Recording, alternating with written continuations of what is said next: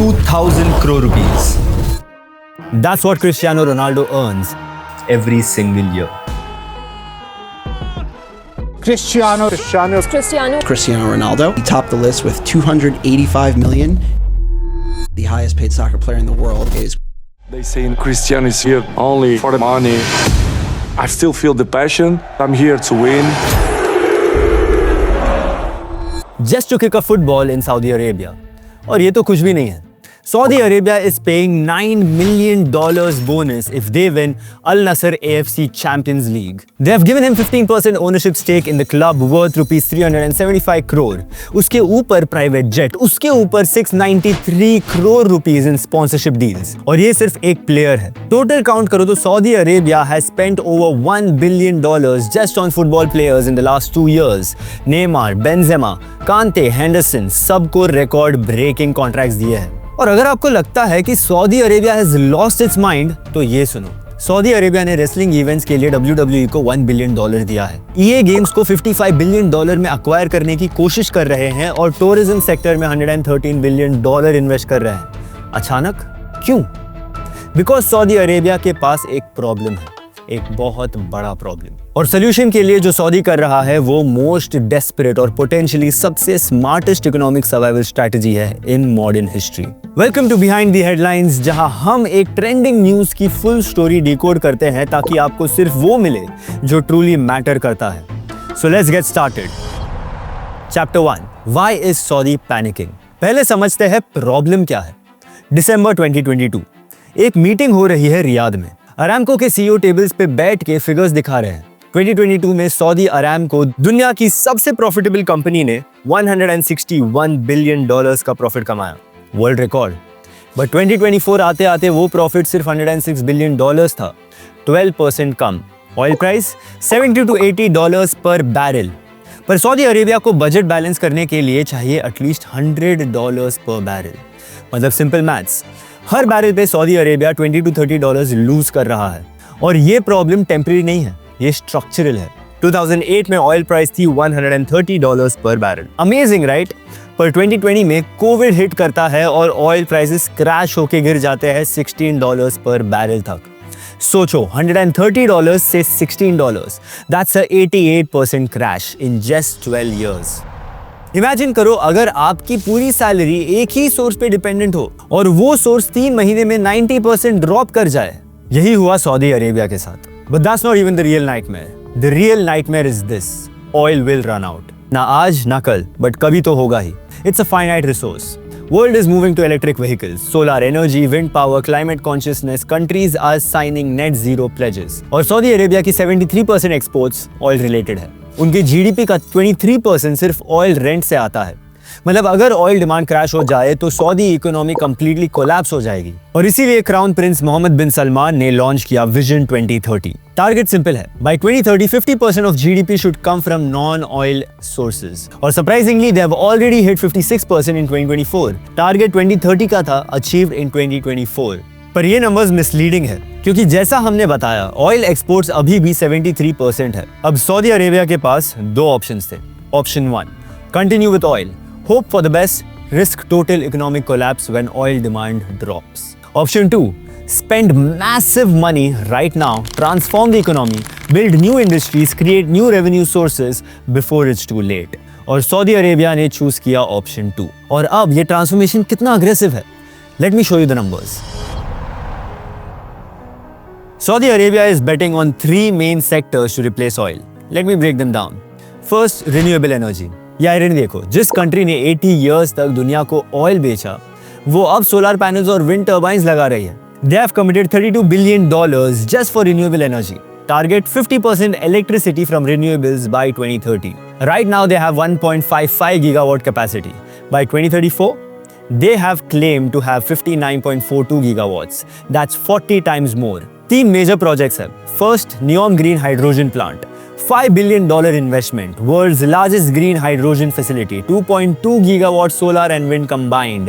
ये प्लांट अकेले में इतना हाइड्रोजन प्रोड्यूस करेगा कि सऊदी अरेबिया एक्सपोर्ट कर सकता है. Second, ACWA power deal worth $8.3 billion to build 15,000 megawatts renewable capacity. That's 15 solar and wind plants combined. Third, Al Shuaiba solar plant with a 2.6 gigawatt capacity. Middle East का largest single site solar project.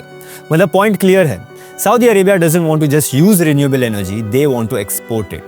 They want to become the world's green energy supplier. पर renewable energy अकेली काफी नहीं है economy को transform करने के लिए. That's why they are going all in on tourism. Second, tourism. ये नंबर याद रखो, 18 मिलियन. 2016 में सऊदी अरेबिया में सिर्फ 18 मिलियन टूरिस्ट आते थे, उसमें भी मेजॉरिटी हज और उम्रा के लिए. रेगुलर टूरिज्म ऑलमोस्ट जीरो था. Fast forward to 2024, 115.9 million tourists. That's a 543% growth in just 8 years. International tourism revenue में 148% growth, highest in G20. पर ये हुआ कैसे? First they opened up. E-visa program launch किया for 66 countries. पहले तो tourist visa मिलता ही नहीं था unless you were going for Hajj. Second, massive infrastructure. Red Sea project worth $17 billion, 28,000 square kilometers का area with 90 plus pristine islands, crystal clear water, white sand beaches, already 5 luxury resorts खुल गए हैं. Six Senses, St. Regis, Ritz-Carlton Reserve. And guess who visited in 2024? Cristiano Ronaldo. Posted photos on Instagram with his 600 million followers. Free marketing. They have aimed to open 50 resorts with 8,000 hotel rooms by 2030, powered 100% by renewable energy. इतना ही नहीं, they announced $130 billion in new tourism investments in 2025. But tourism में सिर्फ hotels नहीं है, entertainment भी है, sports भी है, और यहाँ पे Saudi Arabia is playing a completely different game. Third, sports and entertainment, the distribution game. अब वापस आते हैं क्रिस्टियानो रोनाल्डो पे. रोनाल्डो का मैनचेस्टर यूनाइटेड से कॉन्ट्रैक्ट खत्म होता है. मल्टीपल यूरोपियन क्लब्स इंटरेस्टेड है, बट कोई भी उसकी आस्किंग प्राइस अफोर्ड नहीं कर सकता. Then Al Nassr makes an offer 1650 crore rupees per year, जो अभी 2000 करोड़ क्रॉस कर चुका है. And performance bonuses 92 lakh rupees per goal, 46 lakh rupees per assist. दुनिया का सबसे lucrative sports contract ever in any sports. पर क्यों? Why pay 3 to 4 times the market rate? Because Saudi Arabia wasn't buying a player. They were buying attention and distribution. Before Ronaldo, Saudi Pro League को कोई भाव भी नहीं देता था. Nobody cared. Zero global viewerships, no TV deals, no sponsorships. But after Ronaldo, everything changed. Millions started watching, broadcasters started bidding, brands wanted in. Benzema joined in for 672 crore. Neymar joined for 720 crore. And it's not just football. Live Golf launched with $400 million annual prize money. In fact, PGA Tour couldn't even compete. They were forced to merge in 2023. Saudi Arabia forced a merger in just 2 years. WWE भी तो है. WrestleMania 2027 will happen in Riyadh. First time outside North America. Formula 1 are hosting the Jeddah Grand Prix, paying more than most circuits just for hosting rights. Why gaming? Because gaming is where Gen Z spends time, where communities form, where trends start. By owning gaming companies, Saudi is getting access to young people who will be consumers for the next 50 years. PIF, Public Investment Fund, Saudi Arabia's sovereign wealth fund. इनके पास $1.15 trillion के assets हैं. That's more than double of India's annual budget, and it's growing at 19% per year.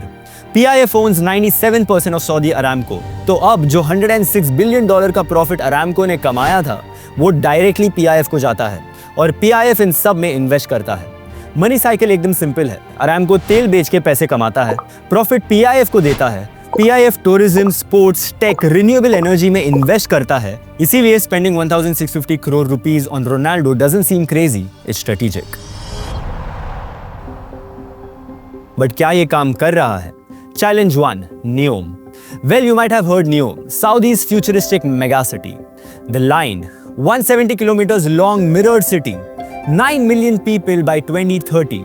अभी current status देखे तो ये change होके 2.4 kilometers with 3 lakh people by 2030 हो गया है. सोचिए, 170 किलोमीटर से सीधा 2.5 किलोमीटर्स और 90 लाख लोगों से सीधा 3 लाख लोग. That's 98.5% smaller than original plan. और इसमें $50 बिलियन का खर्चा ऑलरेडी हो चुका है। PIF had to write down $8 billion in losses in 2024 and the full completion is also pushed to 2045. Challenge 2, still oil dependent. आज भी majority of exports oil से आते हैं। They need $100 per barrel to balance budget.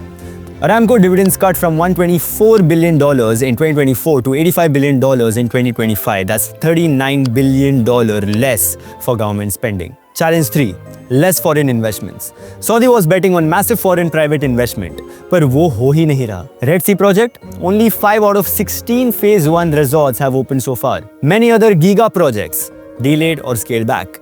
पर कुछ चीजें successful भी हो रही है, जैसे 40% government revenue is from non oil. Unemployment dropped from 34% to 7%. Female workforce has increased to 36.3%. Tourism boom कर रहा है और Red Sea भले ही delayed है, लेकिन hotels are getting excellent reviews. देखो, Saudi Arabia is in a race against time. Electric vehicles are coming, renewable energy is growing, oil demand will eventually fall. They need to build a new economy before the old one collapses. And इसके लिए they're not betting on one sector.